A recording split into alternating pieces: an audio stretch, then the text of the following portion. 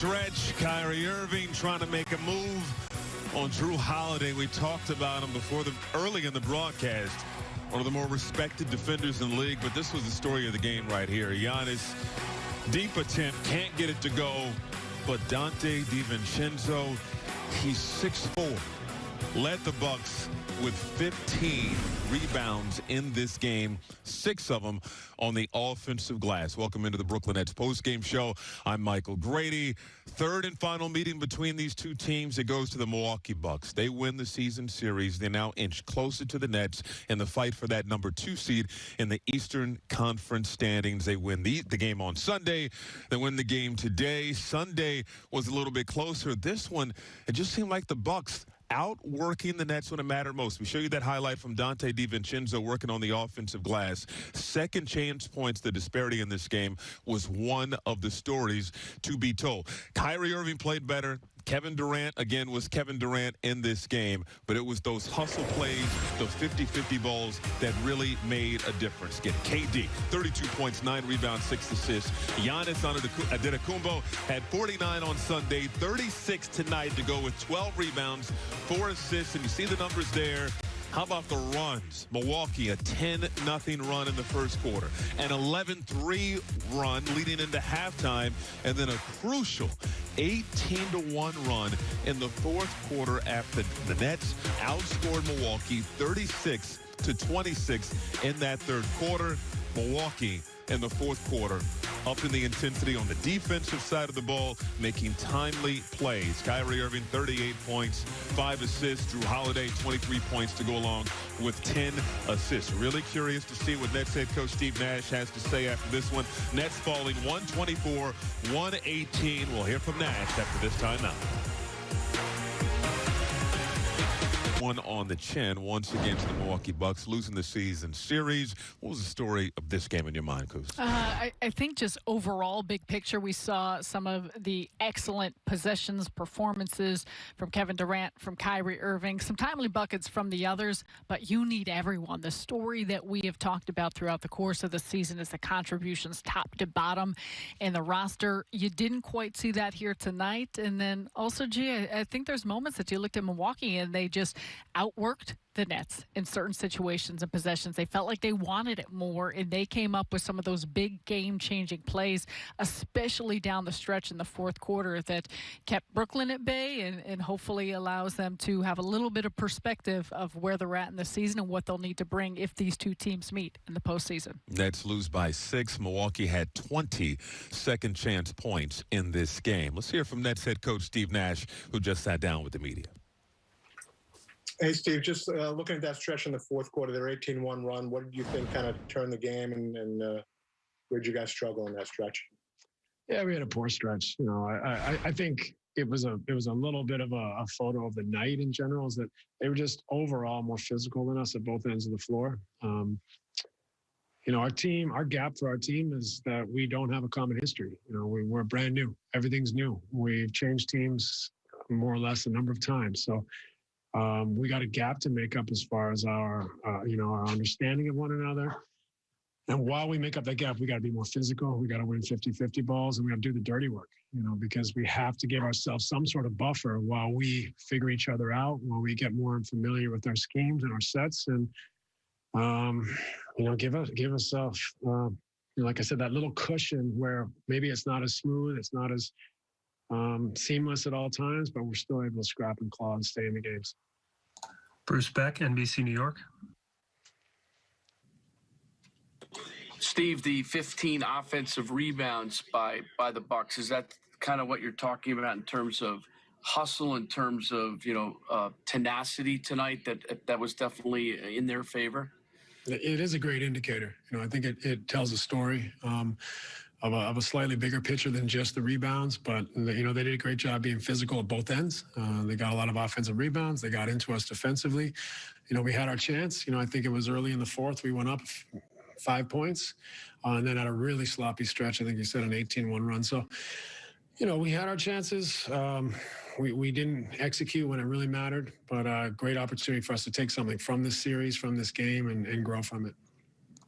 Alex Schiffer, The Athletic.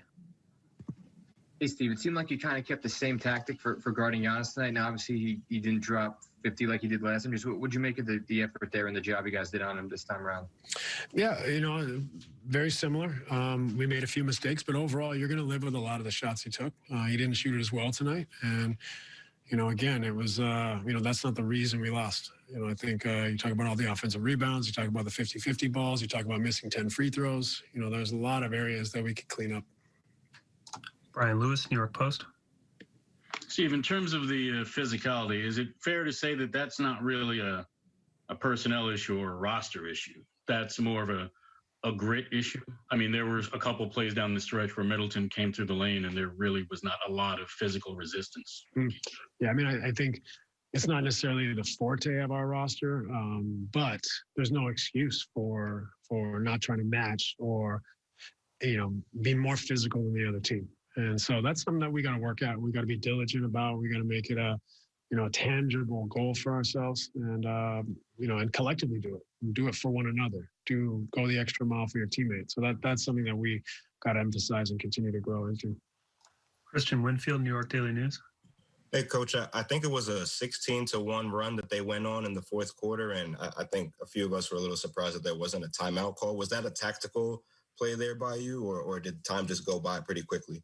We could have called timeout here or there for sure, but I think there's also a part of our team that you want to learn to problem solve, and we're getting good looks at the basket at stretches, and so you want to keep having them problem solve. You want to keep them attacking, and tonight maybe I could have called another timeout, but you also want to make sure you save a few for the end of the game, and so you're always caught in that little dilemma, but.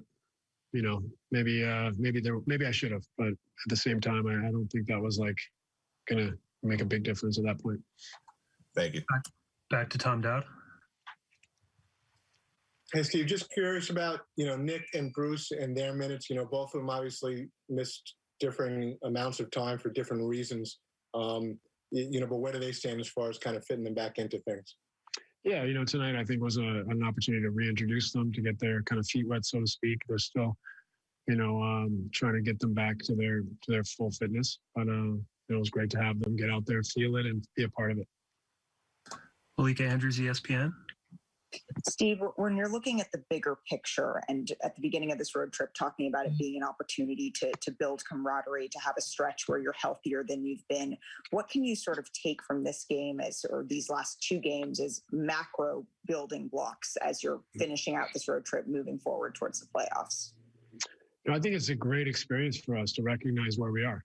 We've got a gap to make up here. So we understand that's a team that's been running the same offense and playing together, same schemes on defense for years now, gone deep into the playoffs, and that's something that we don't have. So how can we make up that gap? And that's kind of our life in a nutshell heading home here is, we're trying to get everyone back to full health, and we're going to try to overcome a lack of common experiences. And, that is our challenge as much as anything. So while we do that, can we be more physical? Can we be more connected? Can we handle and control some of the controllables?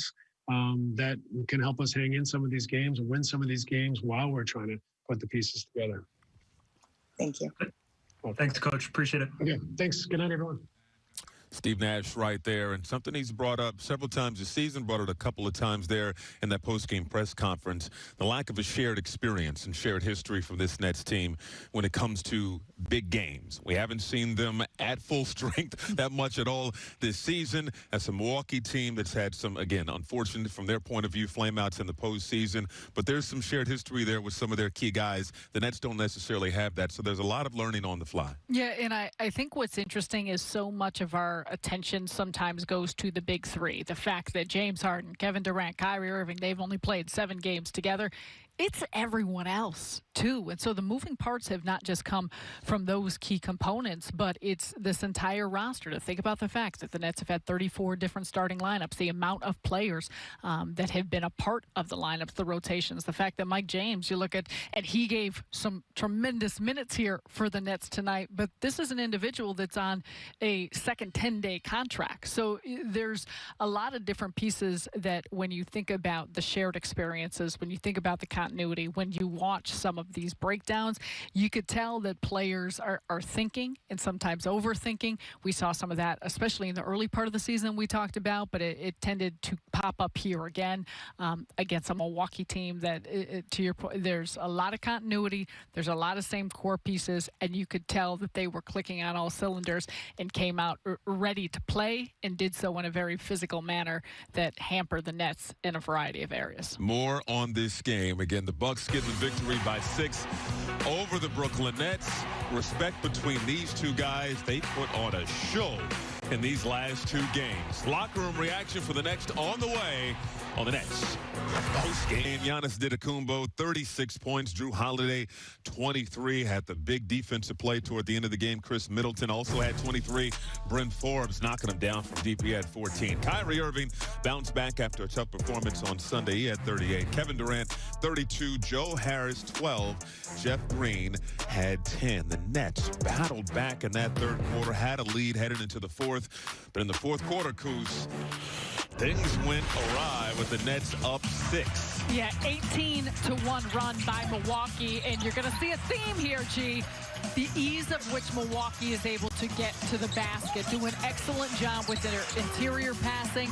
There was a lot of movement off the basketball to open things up, and it was just cut after cut, layup after layup. Milwaukee had it rolling, and you watch right there, I mean, just nothing at the rim, and also the ease of which Milwaukee was able to put it on the deck, penetrate, and get anywhere they want to on the floor. And you felt like Brooklyn had some good things going early on, but all of a sudden Milwaukee just took over and were so dominant in the paint. In the fourth quarter, the Bucks shoot 11 of 16 on the inside. It opened things up, allowed them to knock down some outside looks, and this is really just one of those things where everything was going right for Milwaukee. So what was at stake, Coos? Well, the Bucks get the win, 124-118, and they take the season series and the tiebreaker. The Bucks trailing the Nets by a game and a half for that 2 seed with 7 games remaining. And you and Ryan brought this up during the broadcast. Nets, tough schedule the rest of the way.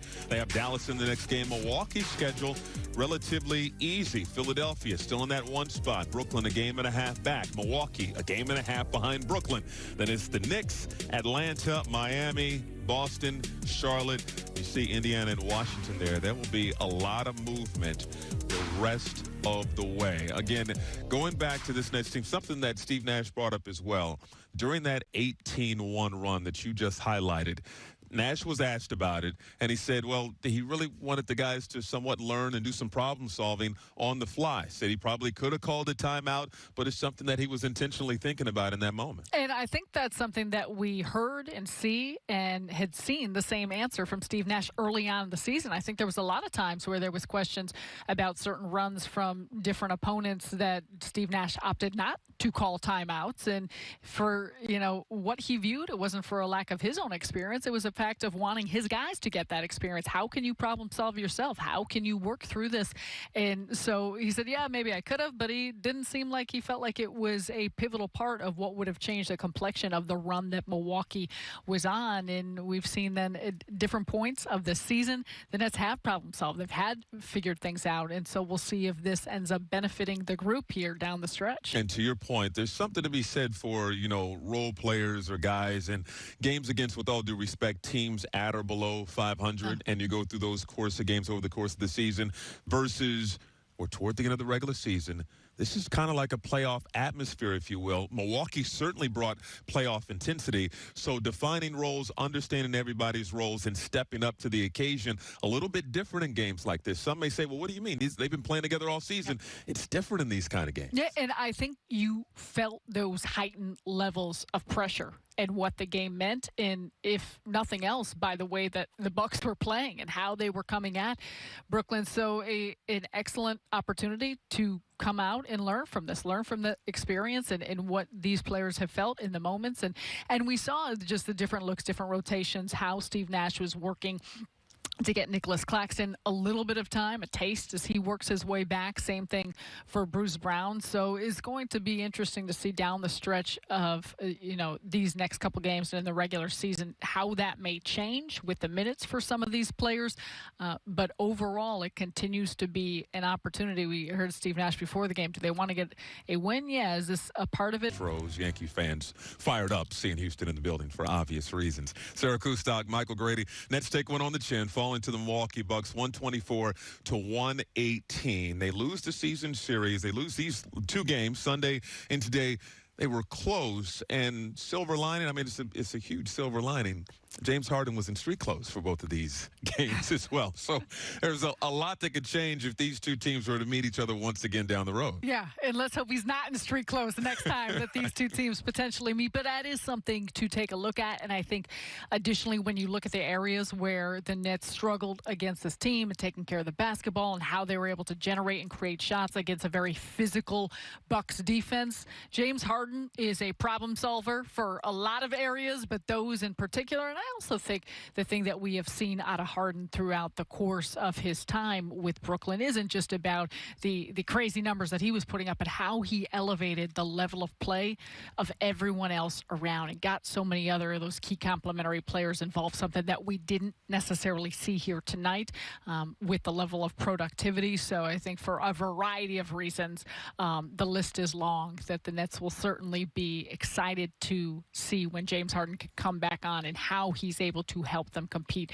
against some of these top-tier teams. And we'll see what the rotation looks like as well moving forward. Interesting as far as today is concerned. On Sunday, Bruce Brown played 5 minutes, played 12 minutes in this game. Nick Claxton, we weren't sure if we were going to see Nick. Nick ended up playing 5 minutes in this game, and we didn't see Tyler Johnson tonight. Yeah, and that's what, with Steve Nash, and I know we heard from him already, but curious just some of those moves, how much is it strategy in terms of how they were competing against the Bucks in this particular game, or a big picture look? And when it comes to Nicholas Claxton, we know what a critical part of the team he had been when he was available. And so, I'm curious how it will continue to ramp up, how much more we'll see him, and the impact that he can have once you get into the postseason. Because Steve Nash talked about the fact of the ramp up. So you want to make sure that he is ready when the postseason comes around. And as we know in the playoffs, rotations tighten and they're going to shorten. And so understanding who you have, what you have. And I think, too, with Mike James getting this time, it's about having another point guard, true point guard ball handler, able to really create, get into the teeth of the defense and open up things for his teammates, which he did a really nice job of in the minutes that he got. On tonight's game, Kevin Durant, strong performance. He did only have just 2 points in that fourth quarter, 1 of 6 shooting. Meanwhile, Chris Middleton, he had 13 points. Milwaukee, the game changed in that 18-1 run. What'd you see from Chris Middleton? He was just smooth, and we so often see how well Middleton can move without the basketball in his hands. And even though he was quiet a little bit early on throughout the course of this game, he had some very timely baskets in the Bucks' response to when the Nets were making some runs. And then late, he was just cooking. And it's the ease in which he moves. He's very methodical in his plays. He's smart in creating shots. And then here comes Dante DiVincenzo, who was just all about the effort and the energy. And this really changed so much of what the Bucks were able to do in coming out of run. And Dante DiVincenzo, he was quiet in the last meeting. He didn't score. He went 0-4 from the field. But in this game, he was crashing the glass. He was slippery around the baseline and really made an impact on this win for Milwaukee. 6 offensive rebounds for DiVincenzo. Led them with 15 rebounds in the game. You see the shooting in this game. Nets shot better from the floor.